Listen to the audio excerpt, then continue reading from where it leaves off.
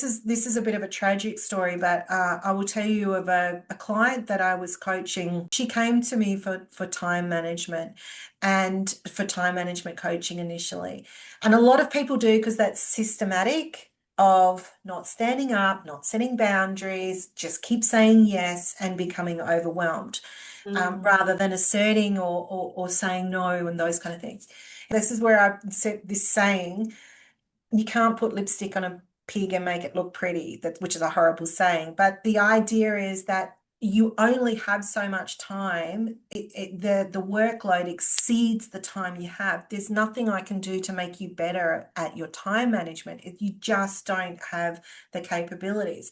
And this was a workplace that was going from bad to worse to terrible, where there Mm. was a team of 5 people that had to do work that involved a lot of compliance ticks and balances along the way. And obviously that requires check-ins. And there'd been about 5 people, and they were down to 2 and 1 supervisor. And these 2 people were overloaded, working really hard. And my client just didn't have time to stop and check with the other person to make sure that they were doing their side of the checks and balances. And this my client kept trying to raise it with the supervisor to have meetings. They said, we don't have time, we don't have time, suck it up, we're all short staffed, just keep Right. going. Consequently, some significant issues occurred where the senior management recognized that there was real trouble because compliances hadn't been met.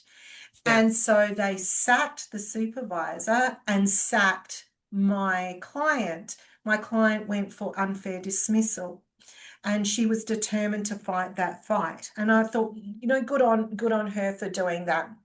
And so I supported her with that evidence. It kept going and kept going. And I kept saying to her, do you want to fight the fight or do you want to walk away? And she said, I owe it to my, I'll say, clients that she was working with. She was very committed to them and the work she was doing. She said, I want to make sure that I protect them. She got sick. She started to get sick through this process. It was going on. And she was getting treatment in and out of hospital. And she said, look, I'm going into hospital for this next round of treatment. We'll kick off the coaching when we come back. And I said, okay, no problem. And about 2 or 3 months go by. And then finally the phone rings. And let's just say her name was Mary. And I answered the phone and said, Mary, great to hear from you. Are you ready to kickstart your coaching again?